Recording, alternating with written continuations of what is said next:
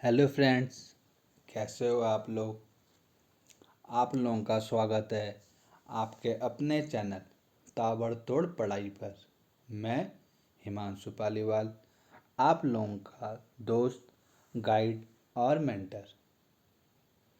Friends, इससे पहले हमने कुछ क्वेश्चन सॉल्व किए जो एक्सरसाइज के बीच में थे और हमने कुछ एग्जाम्पल भी किए। ठीक है, आज हम लोग बाकी के क्वेश्चन कर लेंगे और बाकी के एग्जाम्पल जो बचे हुए एग्जाम्पल है वो कर लेंगे। फिर नेक्स्ट लेक्चर में हम लोग एक्सरसाइज डिस्कस करेंगे। ओके फ्रेंड्स, अब स्टार्ट करते हैं। तो हमारा पहला क्वेश्चन क्या है, पेज नंबर 176 पर आइए। ठीक है आप लोग। A ray of light travelling in air enters obliquely into water. Okay, does the light ray bend towards normal or away from the normal and why? तो फ्रेंड्स देखिए, हमने डिस्कस किया था रिफ्रैक्शन के टाइम कि speed of light her medium में अलग अलग होती है, इसलिए आपका रिफ्रैक्शन होता है। तो फ्रेंड्स देखिए, अगर मेरा मीडियम 1 रेयर है और मीडियम 2 मेरा डेंसर है, तो जब भी लाइट रे रेयर मीडियम से डेंसर मीडियम पे आएगी तो वो हमेशा नॉर्मल की ओर डिफ्लेक्ट होगी। ठीक है, या मतलब बेंड होगी। ओके, ऐसा क्यों होता है? क्योंकि डेंसर मीडियम में जो लाइट की स्पीड होती है वो रेयर मीडियम के मुकाबले कम होती है। ठीक है, तो हमारा एयर क्या है? Rare medium.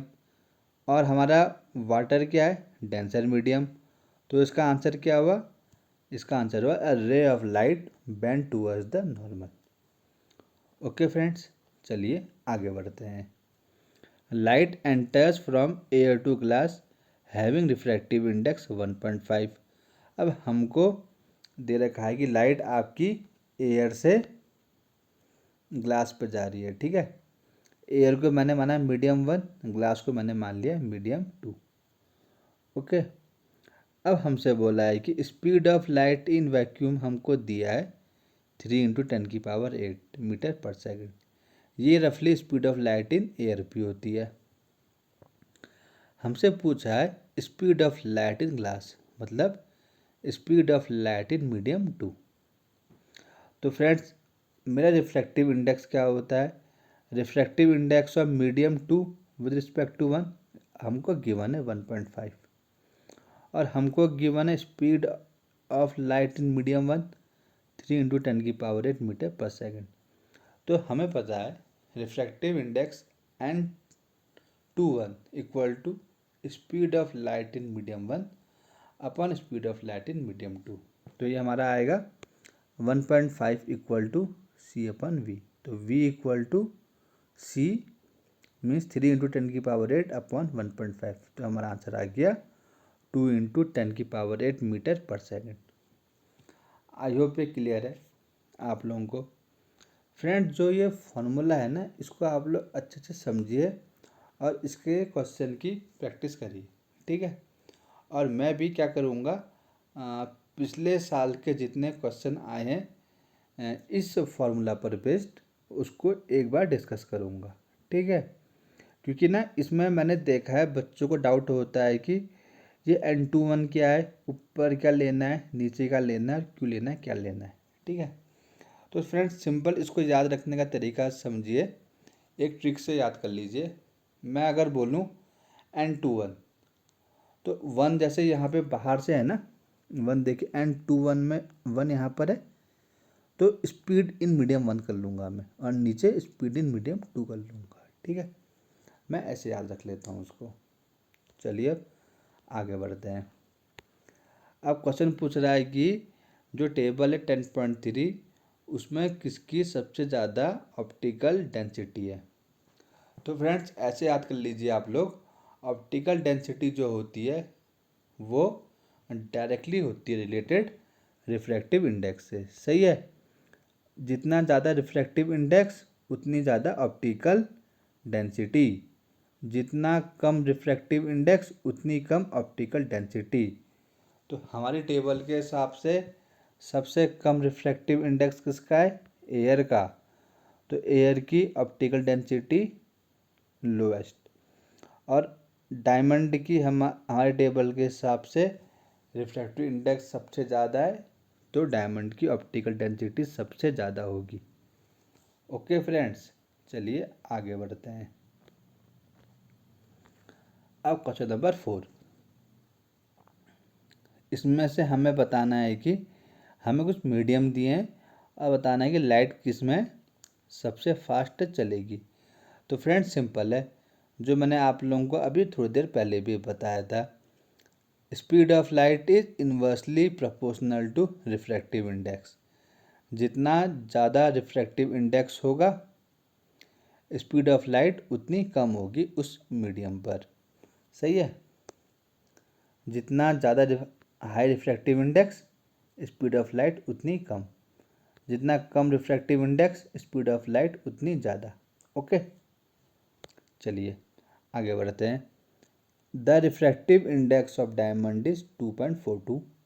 What is the meaning of this statement? तो फ्रेंड्स देखिए, मैंने क्या बोला, रिफ्रैक्टिव इंडेक्स जितना ज़्यादा होगा, लाइट की स्पीड उस मीडियम में उतनी कम होगी। अब ये बोल रहा है डायमंड का रिफ्रैक्टिव इंडेक्स 2.42। इसका सिंपल मतलब है कि डायमंड में जो स्पीड ऑफ लाइट होगी वो 2.42 टाइम्स कम होगी। ओके, चलिए अब हम आगे बढ़ते हैं। अब फ्रेंड्स आप लोग सब आइए पेज नंबर 184 पर। Okay, page number 184। तो हमारा पहला क्वेश्चन है, वेट लेट मी ओपन।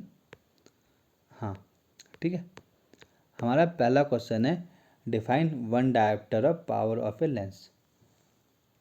पहले तो पता है डायोप्टर क्या होता है। डायोप्टर कुछ नहीं है, ऐसा यूनिट है पावर ऑफ लेंस की।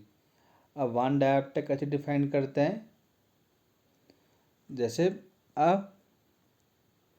Lens whose focal length is 1 metre. जैसे हमें पता है पावर इक्वल टू 1/f होता है, और f हमारा मीटर पे होता है। जिसकी फोकल लेंथ 1 मीटर होती है उसकी यूनिट डायोप्टर होती है, और उसको हम बोलते हैं वन डायोप्टर। तो simply one dioptre can be defined as power of a lens of focal length 1 metre. ठीक है, डायोप्टर ऐसा यूनिट होती है आपकी पावर ऑफ लेंस की। अब आता है क्वेश्चन नंबर 2। हमको दिया a convex lens forms a real and inverted image of a needle at a distance of 50 centimetre from it. Number 1 चीज़ हमें दे रखी है आपकी कन्वेक्स लेंस, तो हमने लिखा कन्वेक्स लेंस। दूसरा हमें क्या दिया है? हमें दिया है कि size of image equal to size of object. ठीक है, अब हमको निकालना है पोजीशन ऑफ द इमेज और पावर ऑफ लेंस।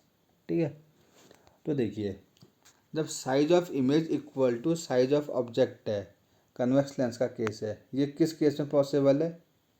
हमने पढ़ा था जब आपका ऑब्जेक्ट 2f1 पर रखा होता है। जब आपका ऑब्जेक्ट 2f1 में रखा होता है। ठीक है, जैसे मेरा मानो ये कि मेरा कन्वेक्स लेंस है,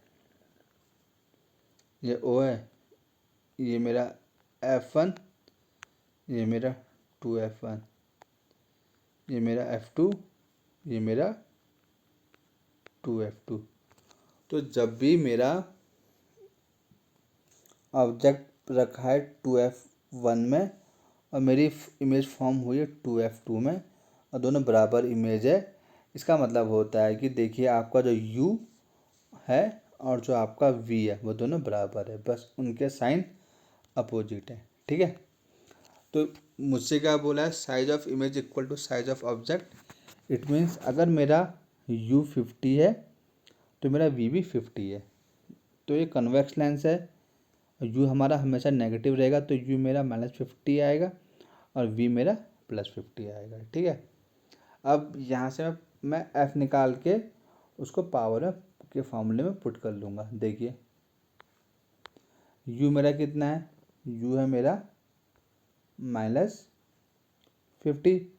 वी 50, लेंस फार्मूला क्या है 1/v - 1/u = 1/f। 1/v की पुट करी, u की पुट करी वैल्यू, और हमने इसको सॉल्व किया, हमारा आंसर आया f = 25 सेंटीमीटर। ओके फ्रेंड्स, चलिए अब हम आते हैं लास्ट क्वेश्चन पर एक्सरसाइज के। Power of concave lens of focal length 2। अब इसने हमको बोला कनकेव लेंस की फोकल लेंथ नेगेटिव होती है, कितनी दी है -2 मीटर। तो पावर कितनी भी 1/f 1/-2 मतलब -0.5 डी डायोप्टर। ये हमारा आंसर आ गया। फ्रेंड्स अब हम लोग ना एग्जाम्पल भी डिस्कस कर लेते हैं। ठीक है, 2 एग्जाम्पल हैं, फटाफट डिस्कस कर लेते हैं ताकि जब हम न्यूमेरिकल करें तो आप लोगों को सोचने में ज़्यादा टाइम ना लगे। चलिए एग्जाम्पल 10.3 में आइए सब लोग, पेज नंबर 182। हमको दिया है एक कनकेव लेंस, तो सिंपल सबसे पहले लिख दीजिए क्या दिया है आपको, कनकेव लेंस। इससे आप ये समझ गए फोकल लेंथ भी नेगेटिव है और यू भी आपका नेगेटिव है। फोकल लेंथ 15 सेंटीमीटर, एफ को -15 मान लो। At what distance should the object from the lens be placed so that it forms an image at 10 centimetre from the lens। तो फ्रेंड्स ये देखिए क्या बोल रहा है, आपका कनकेव लेंस है और वो 10 सेंटीमीटर की इमेज बना रही है लेंस के सामने। डैट मीन्स आपको दी है इमेज डिस्टेंस वी कितना है आपका -10 सेंटीमीटर। अब आपको निकालना है यू। ठीक है फ्रेंड्स, देखिए हमको दिया है 1/v - 1/u = 1/f। हमको 1/v दिया है, v कितना है आपका -10, u हमें निकालना है, u कितना है आपका -1/u, f = 1/-15। ठीक है फ्रेंड्स, तो ये मैंने किया, इसको सॉल्व किया, मैं u को मैं यहाँ ले आया और इसको 1/15 को वहाँ ले आया, तो मेरी इक्वेशन कुछ ऐसी बनी और इसको सॉल्व करके मेरा आया u = -30। ठीक है फ्रेंड्स, अब हम बढ़ते हैं आगे।